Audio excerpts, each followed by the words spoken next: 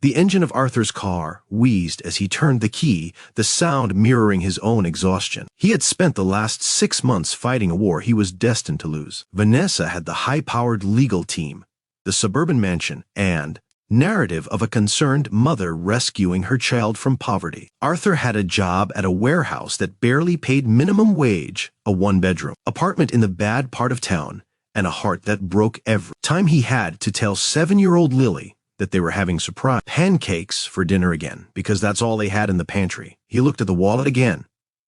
$2,000. No one had seen him pick it up. The street had been empty. He could take the cash, toss the wallet, and walk into that courtroom tomorrow with a suit that fit and a deposit slip to prove he was stable. It was so easy. It was right there. But then he thought of Lily. He thought of the way she looked at him when he told her that being good was more important than being rich. If he took this money, he would be buying her custody with a lie. He would be building their future on a foundation of theft. Arthur let out a guttural scream, slamming his hand against the steering wheel, tears finally spilling over. It wasn't fair. Nothing about this was fair.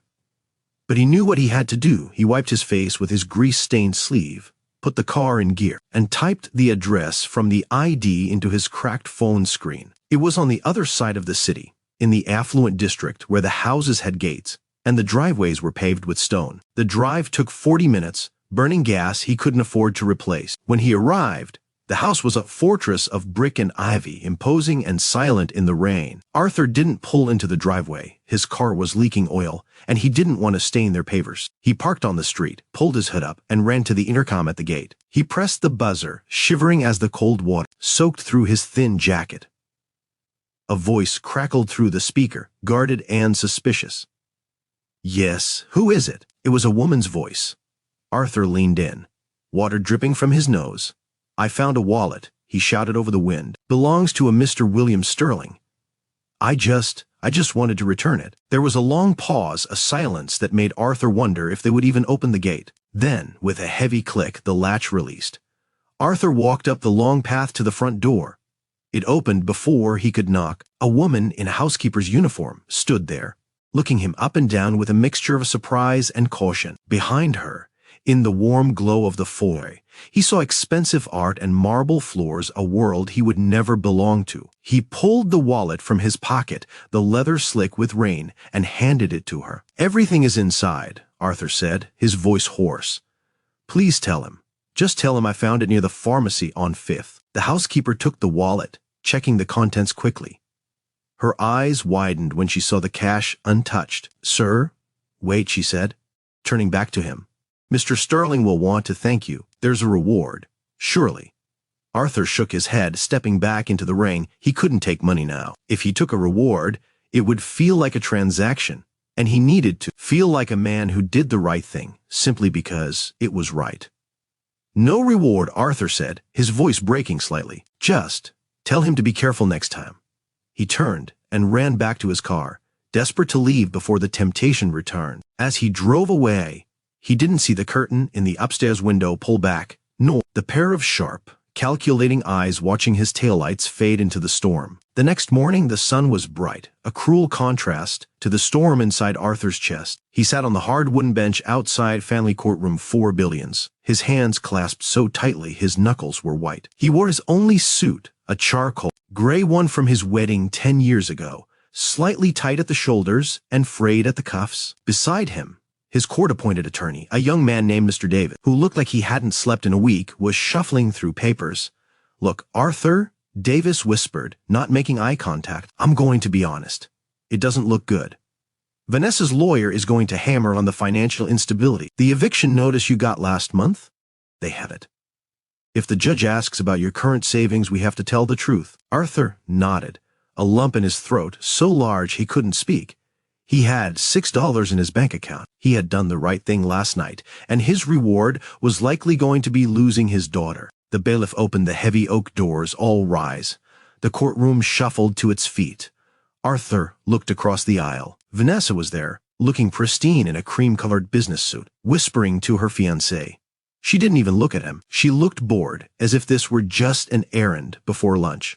Arthur's heart pounded against his ribs like a trapped bird. He turned his eyes to the bench as the judge entered.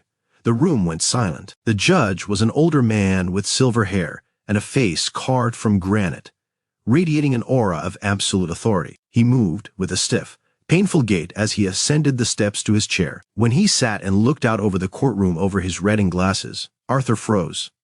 The breath left his lungs in a silent rush. It was him. The face was older, sterner, and framed by black robes, but there was no mistaking it. The man in the ID, William H. Sterling. The judge of his custody case was the owner of the wallet. Arthur's mind raced. Did the judge know? Did he see him last night?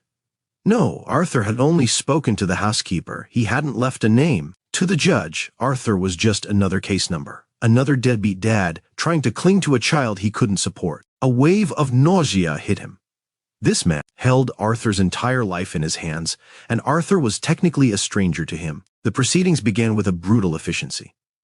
Vanessa's lawyer was a shark, tearing into Arthur's life with surgical precision. He displayed charts of Arthur's income, photos of his apartment building, and records of his late utility payments. Your Honor, the lawyer smoothed his tie. Mr. Evans loves his daughter. We do not dispute that. But love does not buy groceries. Love does not pay for heating. The child needs stability, which my client can provide in abundance. Mr. Evans is one bad week away from homelessness. Arthur shrank in his seat. It was all true, every word. When it was his turn to speak, he stood up, his legs shaking. Your Honor, Arthur began, his voice trembling. I know I don't have much money. I know on paper I look like a failure, but Lily is my world. We have a routine. We read every night. I help her with her math. I teach her to be a good person. The judge stared at him, his face unreadable. Being a good person is noble, Mr. Evans, the judge said, his voice deep and resonating. But the court must consider the practical welfare of the child. Integrity doesn't pay the rent. The words cut Arthur deeper than any insult. It felt like the universe was mocking him. He had chosen integrity last night, and now it was being used to dismiss him. The judge shuffled his papers, looking ready to deliver a ruling. I have reviewed the financial affidavits, Judge Sterling said, looking strictly at Vanessa's lawyer. Then at Arthur. The disparity is significant. He paused, taking off his glasses and rubbing the bridge of his nose.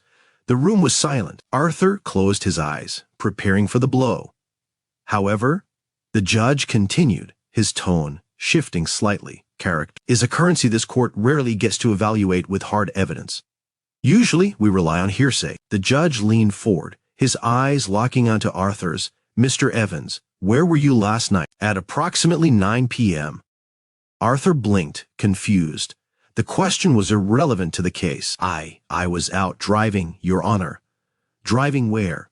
The judge pressed. I went to a pharmacy, then I drove to the north side, Arthur stammered. Vanessa's lawyer stood up. Objection, Your Honor. Relevance? Overruled, the judge snapped, not looking away from Arthur. You drove to the north side. Why? Arthur hesitated. He didn't want to bring it up. It felt like begging for a favor. I found something. I had to return it. You found a wallet. The judge stated. It wasn't a question. The courtroom murmured. Vanessa looked confused. It contained $2,000 in cash. You have an eviction notice on your record, Mr. Evans. You have no savings. You are facing the loss of your child due to financial lack. And yet, you drove 40 minutes in the rain to return a stranger's cash without leaving your name. Why? Arthur looked down at his hands. Because I'm a father, he whispered. But the microphone picked it up, and I have to be the man I want Lily to grow up to be. If I kept that money, I couldn't look her in the eyes. The judge sat back, a rare softness entering his eyes. Last night, I lost my wallet. I was distracted, distressed over a personal matter. My housekeeper told me a man returned it, soaked to the bone, refusing a reward. She described a car that matches the description of your vehicle in the file. She described a man who looked exactly like you. The judge turned to Vanessa and her lawyer. You argue that this man cannot provide, but he possesses something that your bank accounts cannot buy. He possesses a moral compass that is unbreakable, even in the face of absolute desperation. The judge picked up his gavel. A child needs food, yes. A child needs shelter, yes. But more than anything, a child needs a role model, a parent who teaches them that right is right, even when it's hard. Especially when it's hard. He looked at Arthur. Mr. Evans, the court finds that you are a fit and proper parent. Furthermore, I am ordering a restructuring of the child support arrangement. Ms. Vanessa, Given your substantial income, you will be paying Mr. Evans monthly support to ensure Lily can live in her father's home with the financial security she deserves. Vanessa gasped, her face turning red. But, case closed. The gavel banged down with a sound that rang like a church bell in Arthur's ears. He collapsed back onto the bench, burying his face in his hands, sobbing uncontrollably. He hadn't just won, he had been seen. For the first time in years, he wasn't just the poor guy. He was the good man. As the courtroom cleared, Arthur stood up, wiping his eyes. He looked toward the bench, but the judge had already turned his chair. However, as Arthur walked toward the exit, the bailiff stopped him and handed him a sealed envelope. "Judge asked me to give you this. Said it's not part of the official record." Arthur opened the envelope outside the courtroom doors. Inside was a personal check for $5,000 and a note written in elegant cursive, "Consider this a loan from one father to another. Pay it back when you can. But the lesson you taught me last night about dignity, that I can never repay. Go hug your daughter." Arthur walked out of the courthouse and into the sunlight.